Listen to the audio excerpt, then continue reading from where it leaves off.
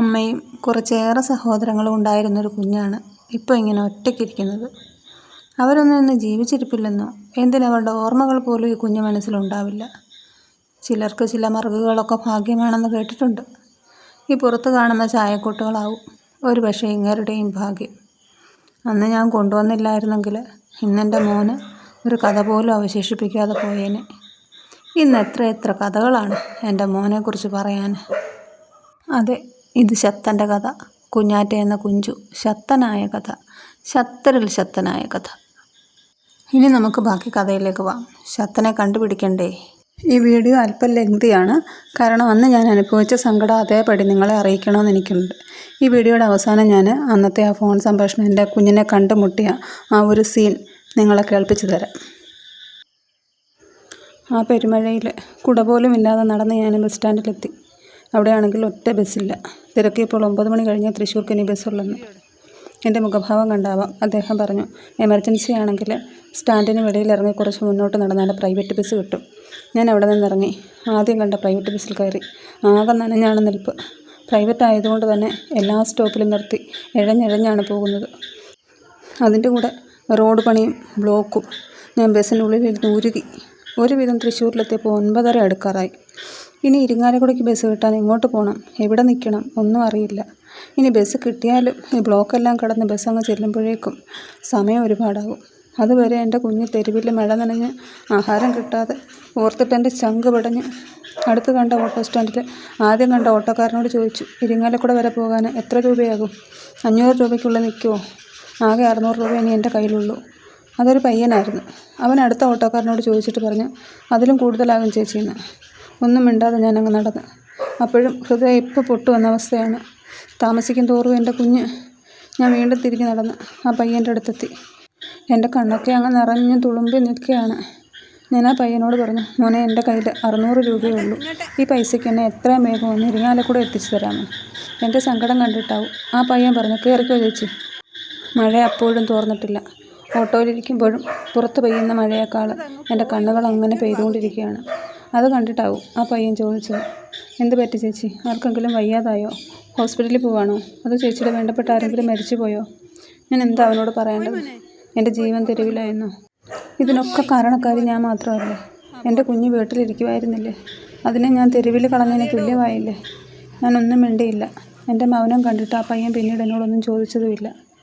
ആരോടൊക്കെയോ ചോദിച്ചും പറഞ്ഞും കുറുക്ക് വഴി കയറിയും അവൻ എന്നെ 10:30 ആയപ്പോൾ ഷെൽട്ടറിൻ്റെ മുൻപിലെത്തിച്ചു. 580 രൂപ ഓട്ടോ കൂലിയായി. 600 കൊടുത്തിട്ട് ബാക്കി വാങ്ങാനുള്ള ക്ഷമയൊന്നുമില്ലാതെ ഞാൻ ഷെൽട്ടറിലേക്ക് ഓടി. എൻ്റെ മോന് എവിടെയെങ്കിലും ഒളിച്ചിരിക്കുന്നുണ്ടാവും. എൻ്റെ ശബ്ദം കേട്ടാലും ഇറങ്ങി വരും. ആ ഒരു പ്രതീക്ഷയിൽ ഞാൻ അവിടെ എല്ലാം ഉറക്കെ വിളിച്ച് നടന്നു. അവർ പറഞ്ഞ ആ കോമ്പൗണ്ടിനുള്ളിൽ അവനില്ല. അവൻ മതിൽ ചാടി പുറത്ത് പോയിട്ടുണ്ട്. അങ്ങനെ അവൻ മതിൽ ചാടിയെങ്കിൽ മുമ്പിലൊരു തോടാണ്, വേസ്റ്റൊക്കെ ഇടുന്നൊരു തോട്. ആ തോട്ട് വീണിട്ടുണ്ടാവും. തോട്ടിൽ നിന്ന് കയറുന്നത് അപ്പുറത്തെ വീടിൻ്റെ പറമ്പിലേക്കാണ്. ഞാൻ റോഡിലൂടെ ആ വീടിൻ്റെ മുമ്പിൽ ചെന്ന് ഗേറ്റ് തുറന്നകത്ത് കയറി. ഇടയ്ക്കൊന്ന് തോർന്ന മഴ വീണ്ടും ശക്തി പ്രാപിച്ചു. വീടിന് വെളിയിൽ ആരെയും കാണാനില്ല. തല പൊട്ടിപ്പൊളിയുന്ന വേദന. രാവിലെ പതിവുള്ള ചായയോ കാപ്പിയോ ഒന്നും കിട്ടിയില്ലെങ്കിൽ തലവേദന കലശലാകും. ഇതുവരെ ഒരു തുള്ളി വെള്ളം അകത്ത് ചെന്നിട്ടില്ല. മഴ എന്തോ വാശി തീർക്കും പോലെ തകർത്ത് പെയ്യുക. ദേഹത്ത് പതിക്കുന്ന വെള്ളത്തുള്ളികൾ പോലും നോവിക്കാൻ തുടങ്ങിയപ്പോൾ ഞാൻ ആ വീടിൻ്റെ ചുമരിനോട് ചേർന്ന് പതുങ്ങി നിന്നു. ശരീരം പുറമേ നനഞ്ഞു കുതിർന്നെങ്കിലും ഉള്ളിൽ തൊണ്ട വരണ്ടുണങ്ങിയിരിക്കുകയാണ്. എൻ്റെ കണ്ണിൽ ഇരുട്ട് കയറും പോലെ. ഞാൻ ഇവിടെ എവിടെയെങ്കിലും തളർന്ന് വീണാൽ എൻ്റെ കുഞ്ഞിനെ എങ്ങനെ കണ്ടുപിടിക്കും? ചുണ്ടിൽ പറ്റിയ മഴവെള്ളം നൊട്ടി നുണഞ്ഞ് ഞാൻ തൊണ്ട നനച്ചു. അവിടെ ചാരി തളർന്നിരുന്ന് പോയ ഞാൻ മെല്ലെ എഴുന്നേറ്റു. ഈ വീട്ടിൽ നിന്ന് ഇത്തിരി വെള്ളം കുടിക്കാൻ ചോദിച്ചാലോ? ഡോറെല്ലാം അടച്ചു പൂട്ടി കിടക്കുവാണ്. പുറത്തെങ്ങും ആരെയും കാണാനില്ല. അകത്തു നിന്ന് സംസാരം കേൾക്കുന്നുണ്ട്. ഞാൻ ആ വീടിൻ്റെ പുറകുവശത്താണ്. അടുക്കള വാതിൽ തിരഞ്ഞ് നടന്നിട്ട് അങ്ങനെ ഒന്നും അവിടെ കണ്ടേയില്ല. ഞാൻ ആ സംസാരം കേട്ട ഭാഗത്തെ ജനലിൽ തട്ടി. ജനൽ തുറന്ന് എന്താണെന്ന് അവർ ചോദിച്ചു. അവരോട് മറുപടി പറയാൻ എനിക്ക് ശബ്ദം പുറത്തു വരുന്നില്ല. സങ്കടം എല്ലാം തൊണ്ടയിൽ വന്ന് കനപ്പെട്ട് നിന്നിട്ടാണോ, ഇറ്റു വെള്ളമില്ലാതെ തൊണ്ട വരണ്ടിട്ടാണോ, എന്തായാലും സൗണ്ട് പുറത്തേക്ക് വന്നില്ല. ഇത്തിരി വെള്ളം തരാമോ എന്ന് ഞാൻ ആംഗ്യം കാണിച്ചു. അവർ പറഞ്ഞു ഫ്രണ്ടിലേക്ക് വരാൻ. ഇത്തിരി ചൂടുവെള്ളം ആയിരിക്കണമെന്ന് ഞാൻ വല്ലാതെ മോഹിച്ചു. തണുത്ത് വിറച്ചിരിക്കുകയാണ്. ആസ്മ എപ്പോഴാണ് വീഴ്ത്തുന്നതെന്നറിയില്ല. ഇത്തിരി ചൂടുവെള്ളം കിട്ടിയാലൊരാശ്വാസമായേനെ. പക്ഷെ കിട്ടിയത് തണുത്ത് മരവിച്ച പച്ചവെള്ളമായിരുന്നു. എന്നാലും വേണ്ടില്ല. അകത്ത് ചെന്നപ്പോൾ അല്പം ആശ്വാസം തോന്നി. ശബ്ദം തിരിച്ചു കിട്ടി. അവരെന്തെങ്കിലും ചോദിക്കും മുമ്പ് ഞാൻ അങ്ങോട്ട് ചോദിച്ചു, ഒരു ചുവന്ന ബെൽറ്റിട്ട വെളുത്ത പട്ടിക്കുട്ടിനെ കണ്ടോ? ഈ പറമ്പിലൂടെ അങ്ങനെ നടക്കുന്നത് നിങ്ങൾ കണ്ടോ? കണ്ടില്ലെന്ന് അവർ പറഞ്ഞപ്പോൾ പിന്നെ ഞാൻ അവിടെയൊക്കെ ഒന്ന് നോക്കിക്കോട്ടെ എന്ന് അവരോട് ചോദിച്ചു. അവളുടെ മറുപടിക്ക് കാക്കാതെ ഗ്ലാസും തിരികെ കൊടുത്ത് ഞാൻ ആ പറമ്പിലേക്ക് നടന്നു. അല്പം വലിയ പറമ്പാണ്. അതിൻ്റെ ഒരു സൈഡിൽ തോടും മറുവശത്ത് റോഡുമാണ്. തോടിനപ്പുറം ഒരു പുഞ്ചയാണ്. നിറയെ പുല്ല് വളർന്ന് നിൽപ്പുണ്ട്. ഞാൻ ആ പറമ്പിലൂടെ നടക്കുകയാണ്. പെട്ടെന്ന് പിന്നിലൊരനക്കം. അയ്യോ, എൻ്റെ മോനാവണേ എന്നും പറഞ്ഞ് തിരിഞ്ഞു നോക്കി. കഴുത്തിൽ ബെൽറ്റൊക്കെ ഉള്ളൊരു കറുത്ത കുട്ടപ്പൻ. കുറച്ച് മുമ്പേ അവനെ ഞാൻ റോഡിൽ കണ്ടതാണ്. ഇവനെന്തിനാണ് എൻ്റെ പിന്നാലെ കൂടിയത്? മഴ നനയാതെ വീട്ടിൽ പോടാന്ന് പറഞ്ഞിട്ട് അവൻ പോയില്ല. എൻ്റെ പിന്നാലെ തന്നെ വന്നു. ആ സമയം എനിക്ക് അവനെ ഒന്ന് കൊഞ്ചിക്കാനോ മിണ്ടാനോ ഒന്നും തന്നെ തോന്നുന്നില്ല. എങ്കിലും അവൻ എൻ്റെ കൂടെ തന്നെ വരുവാണ്. തോടിനപ്പുറമുള്ള വലിയ പുഞ്ചയിലേക്ക് ഞാൻ നോക്കി. നല്ല പൊക്കത്തിൽ പുല്ല് വളർന്നു നിൽക്കുന്നു. മുൾവേലിക്കിടയിലൂടെ ഞാൻ ഊർന്നിറങ്ങി ആ പുഞ്ചയിലേക്ക് പോവാൻ. കണ്ടിട്ട് തന്നെ ഭയം തോന്നി. കാരണം ഞങ്ങളുടെ അവിടെ ഇതുപോലെയുള്ള പുഞ്ചയുണ്ട്. അവിടെയൊക്കെ നിറയെ പെരുമ്പാമ്പാണ്. ഇവിടെ വല്ലതും ഉണ്ടോയെന്നറിയില്ലല്ലോ. എൻ്റെ കുഞ്ഞെവിടെയെങ്കിലും പേടിച്ചൊളിച്ചിരിപ്പുണ്ടോ? പാമ്പിനെ ഭയങ്കര പേടിയാണ് താനും. ഉറക്ക വിളിച്ചിട്ടൊന്നും ശബ്ദം എങ്ങും എത്തുന്നില്ല. രണ്ടും കൽപ്പിച്ച് ഞാൻ ആ പുഞ്ചയിലോട്ട് ഇറങ്ങി. എൻ്റെ കൂടെ അതുവരെ വന്നവന് അവിടെ കരയിൽ തന്നെ ഇരുന്നു. ഇറങ്ങിയപ്പോഴാണ് ഒരു കാര്യം മനസ്സിലായത്. അവിടെ നിറയെ വെള്ളമായിരുന്നു. അരയ്ക്കൊപ്പം വെള്ളമുണ്ട്. പുല്ല് കാട് പിടിച്ച് കിടന്നുകൊണ്ട് അറിയില്ല. അതുകൊണ്ടാവും അവൻ ഇറങ്ങാഞ്ഞത്. ആ പുഞ്ച മുഴുവൻ ഞാൻ എൻ്റെ മോനെ വിളിച്ച് നടന്നു. അപ്പോഴും മഴ തുള്ളി മുറിയാതെ പെയ്യുവാണ്. മുന്നോട്ട് നടക്കും തോറും ആഴം കൂടി വരിക. അപ്പോഴാണ് എനിക്ക് തോന്നി, അയ്യോ, എൻ്റെ കുഞ്ഞ് വെള്ളത്തിലിറങ്ങത്തില്ലല്ലോ, അവന് വെള്ളം അലർജിയല്ലേ. ഞാൻ തിരികെ കയറി. ആ ചുറ്റുപാടുമുള്ള ഓരോ വീട്ടിലും കയറി ഇറങ്ങി ചോദിച്ചു, എൻ്റെ കുഞ്ഞിനെ കണ്ടോന്ന്. അടിമുടി നനഞ്ഞ ഞാൻ ഓരോ വീട്ടുവാതിക്കലും ചെന്ന് നിന്നത്. ആരും കണ്ടിട്ടില്ല. ഇനി ഞാൻ എവിടെ പോയി അന്വേഷിക്കും? ആദ്യമായി കാണുന്നൊരു നാട്. ഇവിടുത്തെ വഴികളോ ചുറ്റുപാടോ ഒന്നും അറിയില്ല. എന്നിട്ട് ഞാൻ അത് വഴിയെല്ലാം അലഞ്ഞു നടന്നു. എൻ്റെ മോനെന്ന് വിളിച്ചാണ് നടക്കുന്നത്. കാരണം മോനെന്ന് വിളിക്കുന്നത് അവന് കൂടുതൽ ഇഷ്ടം. നടന്ന് ഞാൻ റോഡിലെത്തി വീണ്ടും. അപ്പോഴും മറ്റവൻ എൻ്റെ പുറകെ ഉണ്ട്. അവനോട് ഞാൻ പറഞ്ഞു, മോൻ പൊയ്ക്കോ, എൻ്റെ കുഞ്ഞിനെ കണ്ടാൽ അമ്മ തിരക്കി നടക്കുവാന്ന് പറയണേ. പറഞ്ഞത് മനസ്സിലായോ എന്നൊന്നും എനിക്കറിയില്ല. അവൻ എന്നെ തിരിഞ്ഞു നോക്കി അങ്ങ് നടന്നുപോയി. ഒരു ചാറ്റമഴ നനഞ്ഞാൽ മതി, എനിക്ക് ശ്വാസം മുട്ടൽ കൊണ്ട് വലയും.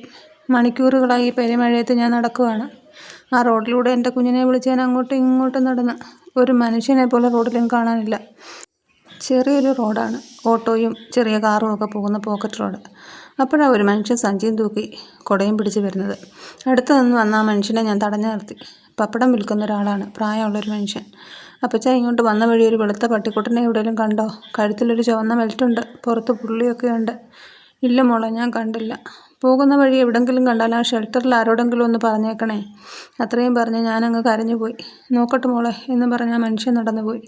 ഇനി തിരക്കാനൊരിടമില്ലാത്ത പോലെ ഞാൻ പതിയെ ഷെൽട്ടറിലേക്ക് നടന്നു. എൻ്റെ മോനിപ്പോൾ എവിടെയോ പേടിച്ചിരിക്കുകയാണ്. ഏതെങ്കിലും വീട്ടിൽ കയറി ചെന്ന് അവരാട്ടി ഓടിച്ചിട്ടുണ്ടാവും.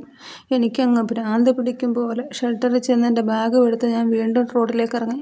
അപ്പോഴേക്കും സമയം 12:30 രാവിലെ 7 മണിക്ക് കാണാതായതാണ് എൻ്റെ കുഞ്ഞിനെ. ഇത്രയും സമയം എൻ്റെ മോനൊന്നും കഴിച്ചിട്ട് പോലുമില്ല. തെരുവിലലയുന്ന കുഞ്ഞുങ്ങളുടെ വിധിയായിപ്പോയല്ലോ ദൈവമേ എൻ്റെ മോനെ. ഇതിലും ഭേദം ഞാൻ അവനെ അങ്ങ് കൊന്നു കളയുമായിരുന്നു. പൊന്നുപോലെ കൊണ്ട് നടന്നിട്ട് അവസാനം തെരുവിലിറക്കി വിട്ടല്ലോ. അവനെ കളഞ്ഞിട്ട് ഞാൻ പിന്നെ ജീവിച്ചിരിക്കുന്നത് എന്തിനാ? എനിക്കങ്ങ് ചാവണമെന്നൊക്കെ അങ്ങ് തോന്നിപ്പോയി. ഭ്രാന്ത് പിടിച്ച് നടക്കുന്നതിനിടെ ഞാൻ ഫോണെടുത്ത് ഷെൽട്ടറിൻ്റെ ഓണറെ ഒന്ന് വിളിച്ചു. എൻ്റെ കുഞ്ഞിനെ കിട്ടാതെ ഞാൻ ഈ നാട്ടിൽ നിന്ന് പോകത്തില്ലെന്ന് പറഞ്ഞു. ചേച്ചി, ആ വഴിയിലൂടെയൊക്കെ അവനെ വിളിച്ചൊന്ന് നടക്കുക. അവൻ ദൂരേക്കൊന്നും പോകാൻ സാധ്യതയില്ല. ചേച്ചിയുടെ ശബ്ദം കേട്ടാൽ അവൻ ഇറങ്ങി വരും. ഒന്നുകൂടി അവിടെയൊക്കെ ഒന്ന് നോക്ക്. ഏതൊക്കെയോ വഴികളുടെ പേരെന്നോട് പറഞ്ഞു. എനിക്കവിടെ ഒന്നും അറിയില്ല. എങ്കിലും ഞാൻ തിരിച്ചു നടന്നു. വന്ന വഴിയിലൂടെ വീണ്ടും നടന്നൊരു പള്ളിയുടെ മുമ്പിലെത്തി. ഫോണിൽ സംസാരിച്ചുകൊണ്ടിരിക്കുമ്പോഴും എൻ്റെ നോട്ടം അവിടെ മാതാവിൻ്റെ കുരിശടിയിലാണ്. ഇനിയൊന്നും പറയാനുമില്ല, ചെയ്യാനുമില്ല എന്ന പോലെ മഴയും ശാന്തമായി. ചങ്ങനാശ്ശേരി പാറേപ്പള്ളിയിൽ ഞാൻ സ്ഥിരമായി പോകാറുണ്ടായിരുന്നു. മനസ്സിന് പ്രയാസം തോന്നിപ്പോയിരിക്കുന്ന ഒരു സ്ഥലമാണ്. അവിടെ ചെന്ന് വെറുതെ അങ്ങനെ ഇരിക്കും, ആ തിരുരൂപത്തിലേക്ക് നോക്കി.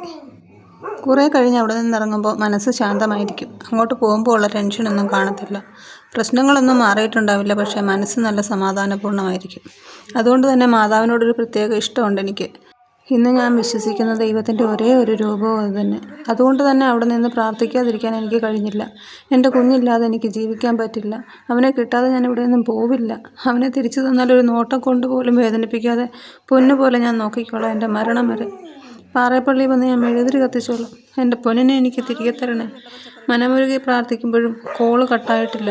മഴ തോർന്നിട്ടും കണ്ണുകളിങ്ങനെ തോരാതെ പെയ്യുക. ആ റോഡിൽ നിന്ന് മാതാവിനെ നോക്കി പ്രാർത്ഥിച്ച ഞാൻ വീണ്ടും റോഡിലേക്ക് തിരിഞ്ഞ് മുമ്പോട്ട് നടക്കാനൊരുങ്ങുമ്പോൾ പുകമറ പോലെ കുറച്ചകലെ റോഡിന് നടുക്കൊരു വെളുത്ത രൂപം. എനിക്ക് തോന്നിയതാണോ? ഒരാളെ തന്നെ നനച്ചിരുന്നാൽ കാണുന്നതല്ല അവരെന്ന് തോന്നുമല്ലോ. ഞാൻ കണ്ണുനീര് തുടച്ച് ഒന്നുകൂടെ നോക്കി മുമ്പിലേക്ക്. അല്ല, ഞാൻ കണ്ടത് സത്യമാണ്. ആ വെളുത്ത രൂപം അതെൻ്റെ മോനാണ്, എൻ്റെ പൊന്നുമോന്. ഒരു 10-12 മീറ്റർ അകലെ നിന്ന് എന്നെ തന്നെ നോക്കുക. ഞാൻ തന്നെയാണെന്ന് ഉറപ്പിക്കാനുള്ള നോട്ടവാ. ഫോണിലൂടെ ഞാൻ വിളിച്ചു കൂവി, എൻ്റെ മോനെ കിട്ടിയേ, എൻ്റെ മോൻ വന്നേന്ന്. എൻ്റെ ശബ്ദം കേട്ടതും പാഞ്ഞു വന്ന് എൻ്റെ ദേഹത്തേക്ക് ചാടിക്കയറി കരയുന്നു, ഉമ്മ വെക്കുന്നു, നക്കുന്നു. എൻ്റെ കുഞ്ഞെന്നെ ഉമ്മകൾ കൊണ്ടങ്ങ് പൊതിഞ്ഞ് ദേഹം മുഴുവനും ചിടയും കരിയും. നനഞ്ഞൊലിച്ച് വിശന്നൊട്ടിക്കിടക്കുന്ന വയറ് ഞാനങ്ങ് തകർന്നു പോയി കണ്ടിട്ട്.